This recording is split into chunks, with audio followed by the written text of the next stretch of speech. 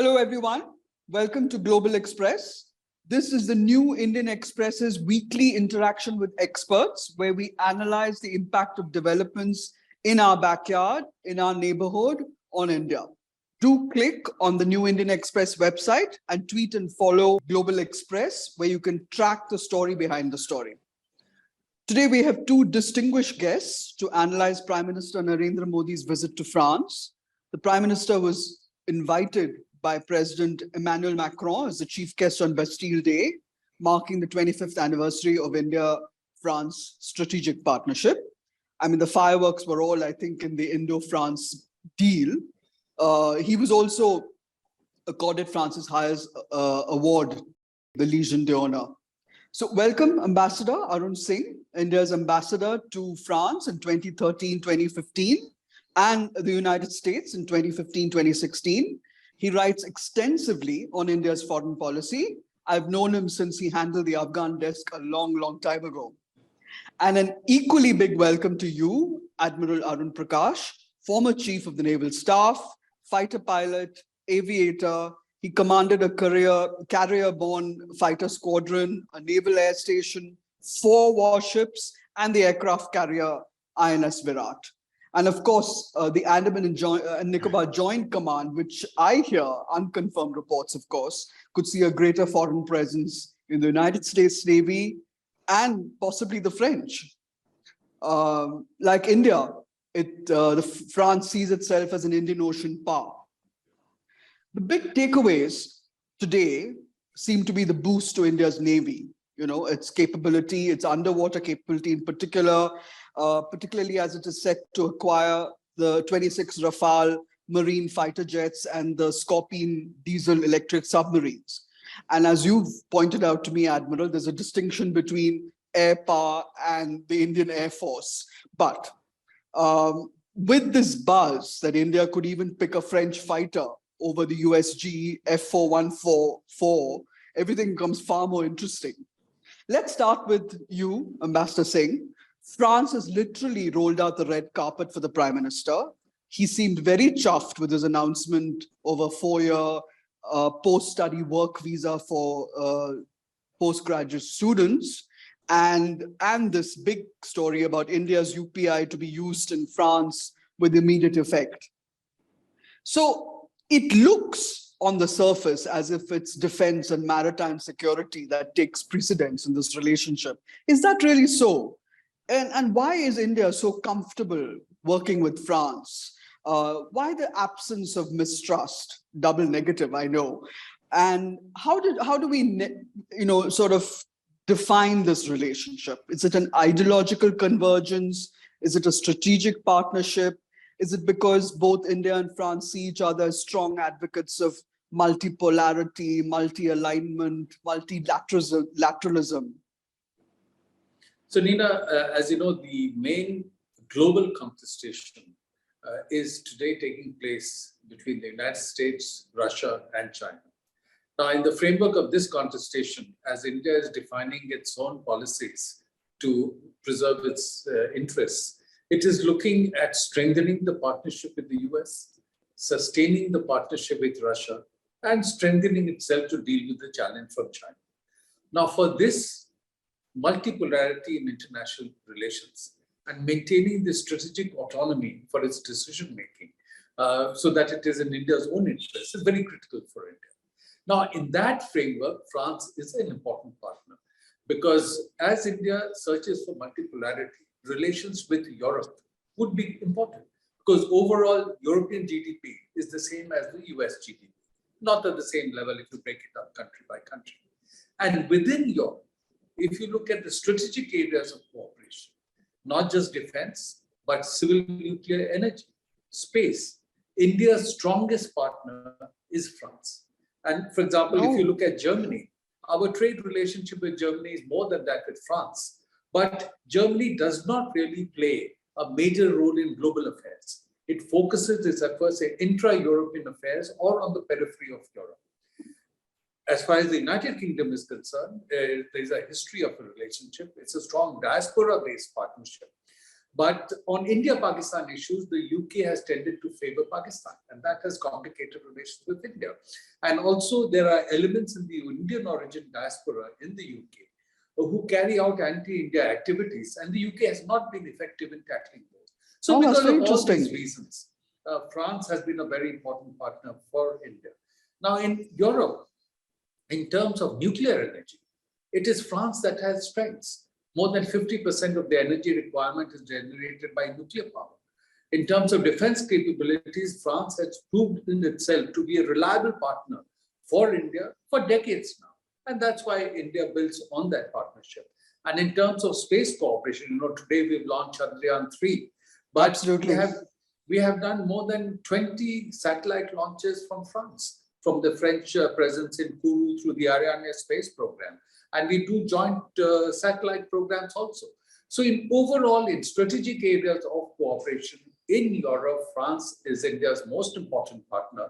And in the global context, an important partner as both search for strategic autonomy for their decision-making and to preserve their interests in a multipolar global contestation taking place. Ambassador, why is it that France looks at India as a strategic partner? I mean, what is it that attracts India to France and France to India? What is it that, I mean, is it because we are, we're being looked at now as this third pole, so to speak, the one that, that really is not in either camp? I mean, we're not, we've been strategically aligned with Russia for a very, very long time. But that does seem to be changing, and so soon after the visit to, state visit that Prime Minister Modi made to the US, are we us going closer to the US? Is that just an impression? Is that is that a possibility? Would that upset France at all? When President Macron came to India in 2018, he said that France would like India to be its main strategic partner in this region.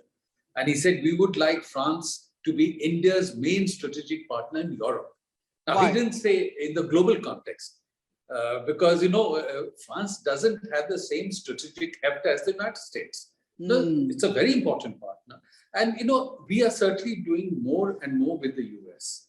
As we are doing more with the US, it would be important for us to have another strong partner in the broader Western ecosystem, which doesn't always align itself with the US. So that if we have at some stage a difference from the US on one issue, there is another partner who will be willing to stand with us. So that's why France, again, has an important role. Now, if you look at, for example, the civil nuclear deal that India did with the US in 2008, the exemption for India from the International Atomic Energy Agency or the Nuclear Suppliers Group, that was needed to end the nuclear apartheid for India.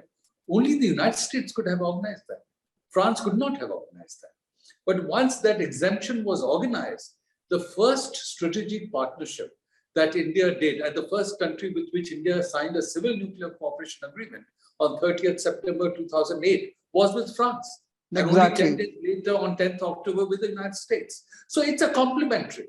The more we do with the US, the more we will be able to do with France. The more we do with France, the greater confidence we'll have in engaging more with the US, so that at the time, if there is a difference, there is another partner that can be with us.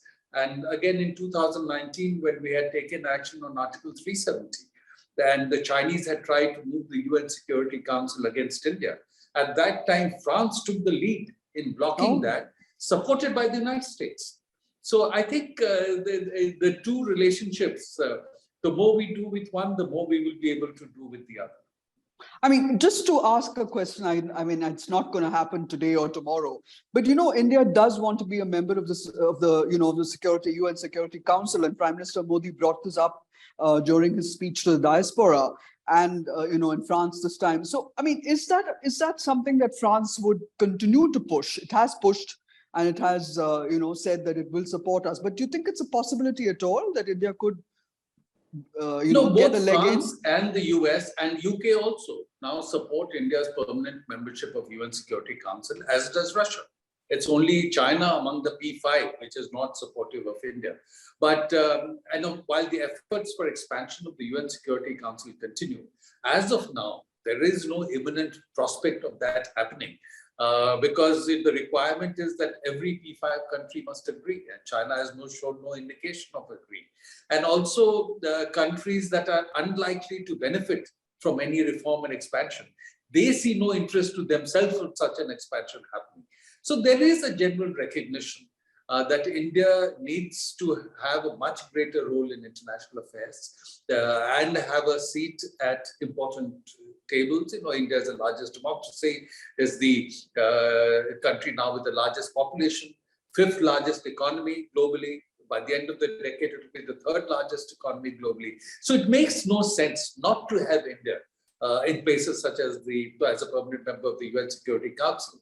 But processes are complicated, structures are complicated. But if you just look at it, the manner in which India was welcomed, Indian Prime Minister was welcomed as a state visitor by the Biden administration just last month, and only the third state visitor in the entire 2.5 years of the Biden administration. And now he's guest of honor at the Bastille Day parade in France. And the way India has been organizing the G20 process leading up to the summit in September.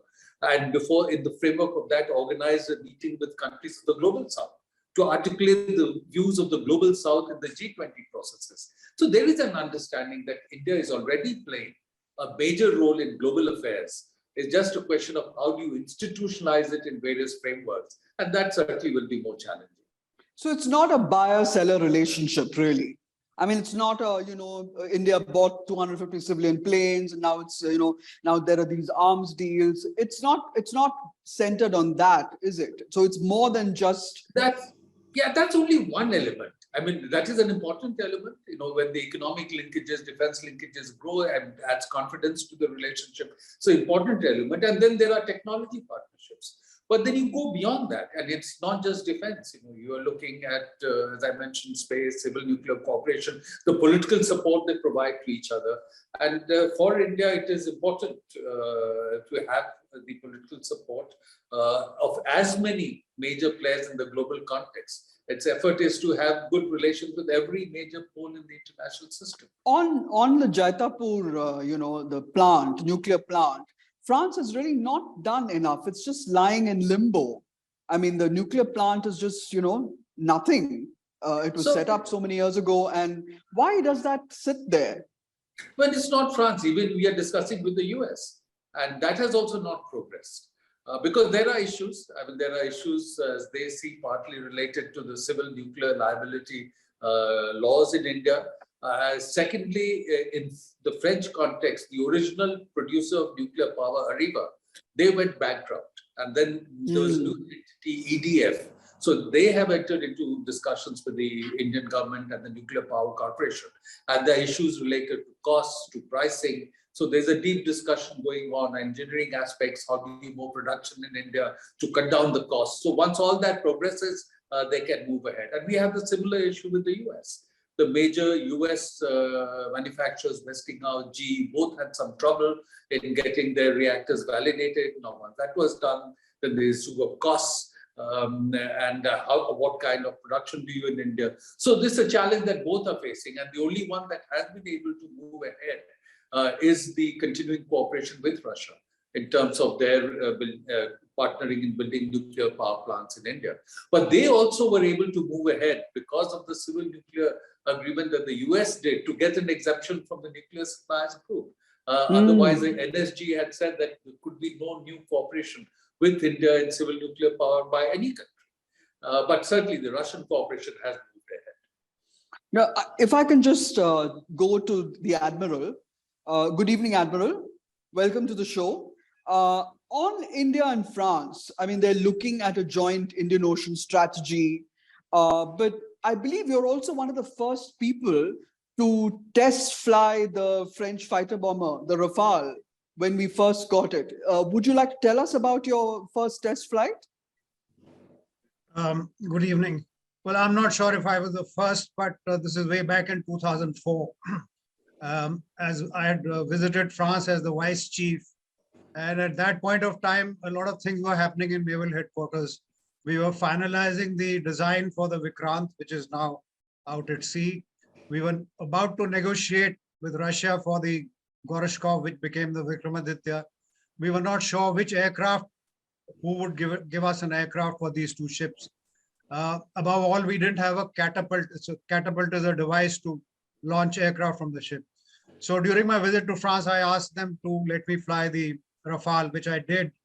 And I was very impressed with it. It was extremely advanced for that point of time. Just to give you an example, I flew with a French aviator and we went out with another aircraft which was going to attack us. So I kept looking all around, hoping to see the aircraft before he saw us. So this Frenchman told me, "What are you looking around for, Admiral? Look inside the cockpit. Because Wow. you got TV, you got infrared, you got radar, you got the full picture." It was called data fusion. It was a novelty those days. Anyway, excellent aircraft, but the French didn't show very much interest in selling it to us then because it was about So the acquisition. Yes, go ahead.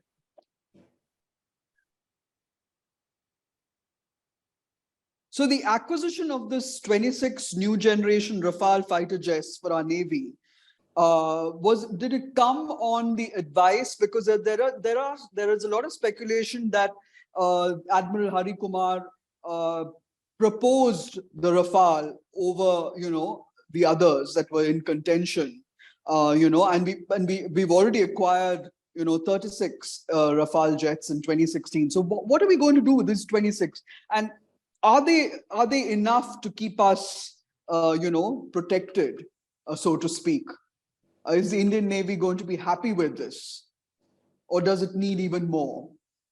Well, when we acquired the Vikramaditya from Russia, along with it, we acquired 45 MiG-29s. MiG-29s, yes. Capable and advanced aircraft. So that has served us quite well for the last about 8 or 9 years. Now we have another second aircraft carrier. We need more aircraft, and possibly we need to step up in technology.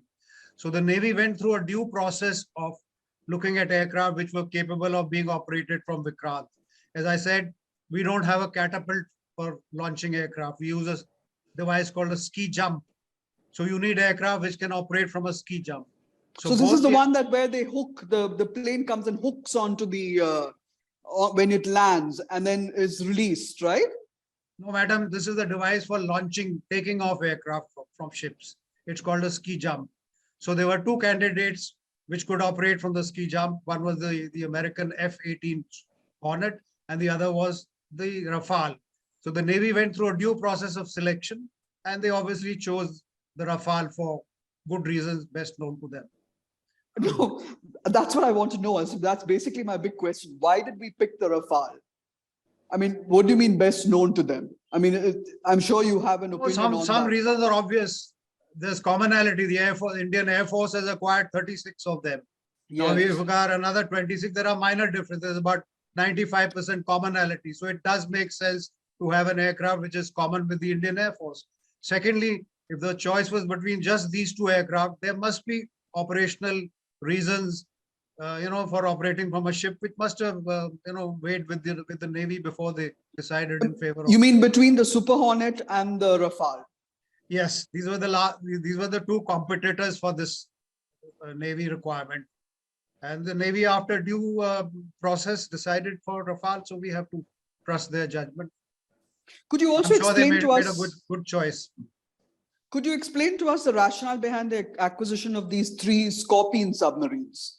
I mean, correct me if I'm wrong. I mean, we've had this conversation before. We already have 6 of a total of 16 submarines. Is that what you said to me earlier?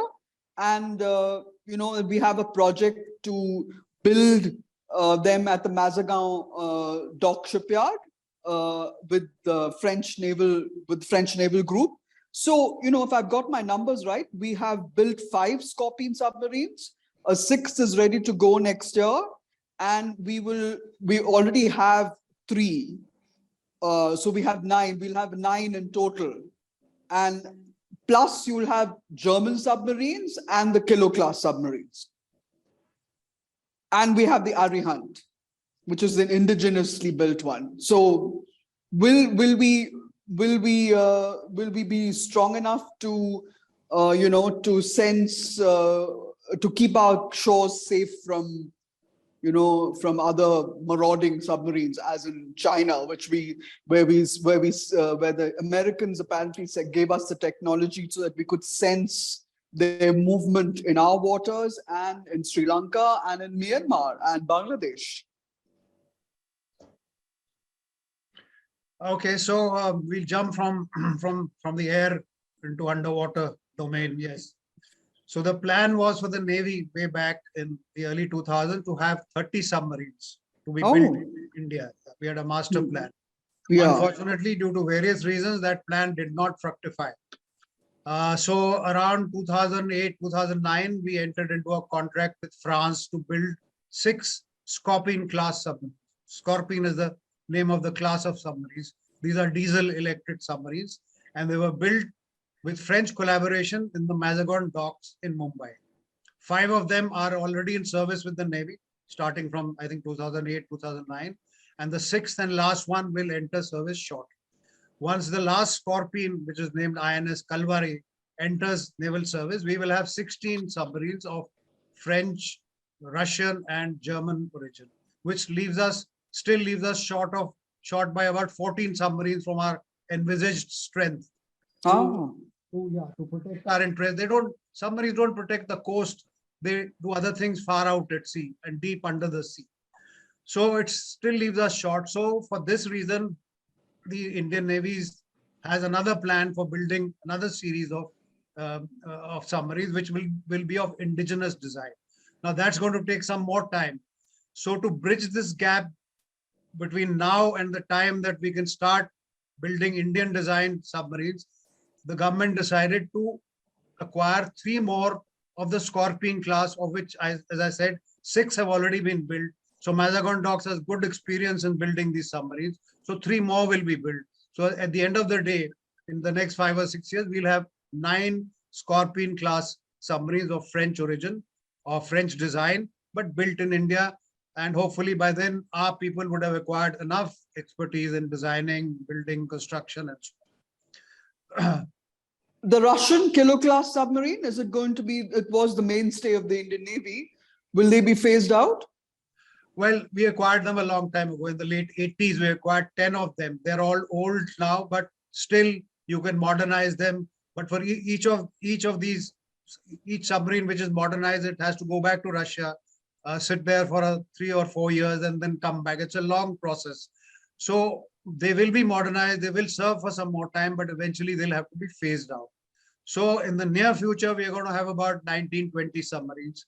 Once we start producing submarines in India of our own design, then they'll go into serial production. So we hope every year or 2, we have a new submarine added to us. Now, in addition to that, you had mentioned Arihant. Now, Arihant is a different class by itself. That's a nuclear propelled submarine. Yes. Whereas all the submarines I've mentioned are all diesel and they have diesel engines and batteries. The Arihant is a nuclear propelled. It has a nuclear reactor to propel it. It also, the role is different. It carries ballistic missiles as part of our deterrent. It's the undersea leg of our deterrent. So the we Arihant, have one. At the moment, we built one with help and advice from Russia. We are planning. I'm sure, to build a few more of these ballistic missile submarines. In addition to that, we will also have another class of nuclear propelled submarines, which are called attack submarines. They can fight with other submarines and so on. So by the end of this decade, I hope we will have a substantial force of diesel propelled submarines and another force of nuclear propelled submarines. These 2 are quite separate from each other, distinct from each other. So that's the scene on the submarine issue. There's also a lot of chatter about saffron. The saying that India will pick France's Safran over the US GE F414, in developing a new fighter engine with DRDO. Would you like to weigh in on that? I mean, I know Safran already has a maintenance and repair facility for A320s and Boeings in Hyderabad. But is this because the US is unwilling, as they say, to transfer technology, to the full extent? Or, the DRDO chief apparently made a quiet visit to France recently. I mean, just a week ago. So, and France beats the drum on Atmanirbhar. So, is it possible that we could actually, we would choose a Safran over the GEF 414? Okay, this is a slightly complex issue, but I'll try and simplify it. On one hand, we have the General Electric 414 engine, which is of American design. We need that engine to power aircraft which are already under production or on the drawing board in India. This is the Tejas series. You must have heard of the LCA, Yes. Light Combat Aircraft Tejas, which Yes. is powered by the GE 404. So we need X number of engines for the Tejas Mark 1, Mark 1A, and so on. To follow on the Tejas, our designers are planning on something called the Advanced Medium Combat Aircraft. It's a bigger aircraft. It needs a more powerful engine. So for that aircraft, to the best of my knowledge, our designers have selected the GE 414 engine. Now, when at the initial stages of aircraft design, you have to select the engine and then you design the aircraft around. You can't change your mind, halfway through. So to my mind, this is already a done deal. To power the advanced medium combat aircraft, as well as the Navy is also looking at another aircraft called the twin engine deck based fighter. So for both these aircraft, I think our designers have already selected the GE 414. So the contract has been signed for co-producing the GE 414 in India, about 100 of them. Our hope is that while we are co-producing them, co-producing means that they come and help you and then they give you parts and you assemble them and so on. Our hope is that we will also receive some technology of how to design, how to construct an engine on our own, so that after the 414, we will be able to make a more advanced engine on our own design. So that's one part of this engine business. The other part is that we had designed an engine called the Kaveri. Our own people had designed.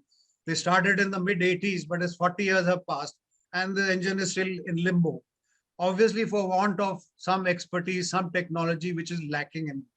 Now, the decision has not been, acquiring technology means money. You need to pay upfront billions of dollars. So that engine is hanging in midair. So I think there again, there is a hope that Safran, which is a very experienced French engine manufacturer, will help us to put the Kaveri engine online so that we can use the Kaveri in the future. After all, if we are designing our own aircraft, we need to produce our own engines also. That's what right. China has done. After a lot of struggle and a lot of expenditure, they have finally managed to design and produce their own engine called the WS-10. We've lagged behind in this area for want of decision making, for want of spending not a huge amount of money. So this is the time that if Safran agrees and we cough up enough money up front, then Safran will help us to design an engine which will be our own. After all, we're going to keep making aircraft for the next, till forever. Come. So we will need an engine of Indian design, Indian manufacture. So these Admiral, what about these exercises? The Varuna exercises that you talked about. Where France and India work together. Is it in tandem with other powers, or is it separate from everybody else? I mean, if France and India work together, France and US, France and Britain had exercises in the Indian Ocean. Does that really work well for us? Okay, this is an issue of mutual interest. France has a huge stake in the Indo-Pacific. They have possessions, departments of metropolitan France in an island called La Réunion, Mayotte. Then they have possessions in Polynesia. So they have a huge stake in this part of the world, in the Indo-Pacific. In fact, France owns the second largest exclusive economic zone in the world after the United States. And much of it is in this part of the world. And therefore, for many decades, they have positioned a small naval force in the Indian Ocean, in the Indo-Pacific. It's called Al-Indian. No, yeah, it keeps moving up and down. It's commanded by a vice admiral. Now that force, and they've got troops and so on, and that force is about 10,000 miles away from home. So they are here. They have interests in this part of the world, and they call themselves an Indian Ocean power, quite upfront. In fact, they've issued a Indo-Pacific strategy in 2009. France was one of the first countries in Europe to issue an Indo-Pacific strategy. That's the kind of interest that they have here, and the interest at stake. So they obviously need a partner in this part of the world, and who else but India? Similarly, we also would like to cooperate with them. We would like to, create interoperability, as they say. So every year there is an exercise called Varuna, which is the Indo-French naval exercise, where we operate with each other, we learn from each other, and we host them. There is also a logistic agreement now, I understand, whereby both countries can use naval bases of each other. That's right. Yes. So if that comes into force, then perhaps our ships and aircraft can land in La Réunion, and they could put into, in fact, their ships have been putting into our ports for repair and rest and so on. So it's a mutually beneficial arrangement. And it has a huge historic background. Let me tell you, way back in the late 18th century, Hyder Ali had established a connection with the French, an understanding. And there was a famous French admiral called André Suffren, who went up and down the Coromandel coast, thrashing the hell out of the British Navy. Wow. Yes. Unfortunately, yes. things didn't go too well for him. So the French withdrew, but otherwise, this. Well, they're the ones who gave the bayonets technology to guns to Hyder Ali and Tipu Sultan, and they shot the our family to pieces when they came to invade Kerala. I don't know that. I'm sorry for your Yeah, family. they came to North Kerala and they invaded North Kerala, and they took over parts of North Kerala because of the French. Very interesting. Very interesting, it is. Ambassador, if I can go back to you for a minute, this bilateral, everyone talks about, France and India not being part of a grouping. I mean, France is part of NATO, India is a part of BRICS, India leads the G20, India is a part of Quad. France, despite its significant, as the Admiral said, Indian Ocean presence, is not part of AUKUS.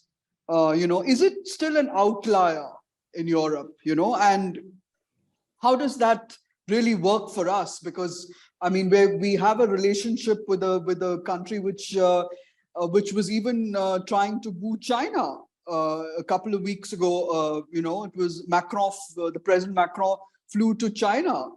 What do you have to say about that? So France is not really an outlier in Europe. It's an influential country in Europe. And when I served there as ambassador from 2013 to 15, I could see that European processes were led by the Franco-German tandem.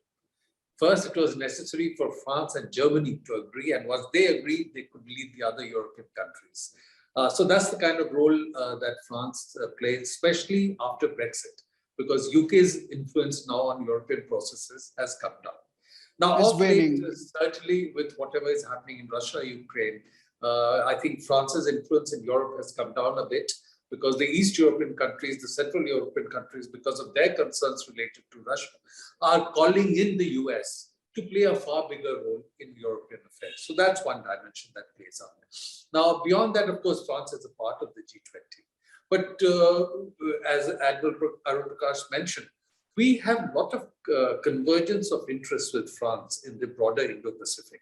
And when President Macron had come in 2018, one of the statements that the two countries had issued was a joint strategic vision for cooperation in the Indian Ocean region. And France, aside from Réunion, has a presence in Djibouti, has a presence in the UAE. And there are two trilateral arrangements where India and France work together. There is an India-France-UAE trilateral. And as you mentioned, the Indian Prime Minister on his way back from France will be stopping over in UAE because our own relationship with UAE is strengthening. And there's also an India-France-Australia trilateral. France is also a member of the Indian Ocean Naval Symposium, a process that had been initiated by the Indian Navy. It has also now become a member of the Indian Ocean Rim Association, again, where India had taken a lead several decades ago to get that operationalized. And France leads something called the Indian Ocean Commission, where it has been trying to get India also more involved.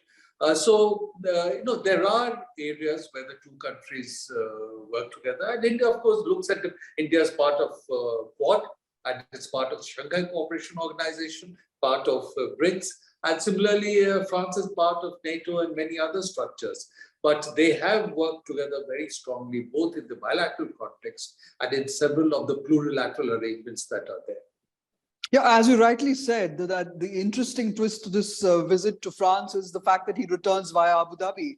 I've been told by my friends that that the Prime Minister is going to inaugurate an Indian Institute of Technology in an IIT in Abu Dhabi, which is, I suppose, our commitment to invest in the education of young Emiratis and the Indian diaspora, and the acknowledgement of the UAE's very far-sighted President Mohammed bin Zayed Al Nahyan of India's skilled ITBT, manpower that has powered our ITBT economy. So that was a very interesting, and I found that that France, that Mr. Modi announcing this UPI system is apparently we're going to announce it with the UAE as well. Which will allow users in either country to make cross-border payments. But India and UAE have also worked out a mechanism to bypass the dollar, and apparently trade could be conducted in rupees, which is also interesting, don't you think, Ambassador? That that it smooths the path to bypass the dollar payments, which would make it much cheaper to do business with each other. So, whatever arrangement you can work out to enhance the independence of your decision-making, autonomy of decision-making is important. But, and also with the UAE, over the past several years now, the relationship has really strengthened. And the Prime Minister has been regular visitor to the UAE. The UAE leaders have been coming to India. And UAE is today India's third largest trading partner after the US and China. It's an important source of energy. I mean, we have more than 3 million people of Indian origin there. And there's another arrangement which has come up over the past 2 years called the I2U2. Yes. India, Israel, USA, and the UAE. And within the framework of that, and it also met at the summit level. And within the framework of that, the UAE has committed to invest $2 billion in India in food parks for food security in the Gulf. And they're also investing in another project in India for renewable energy in Gujarat. And then the four countries are discussing how to work together for enhancing connectivity in the Gulf. So there are many frameworks where India and the UAE have been working very closely together.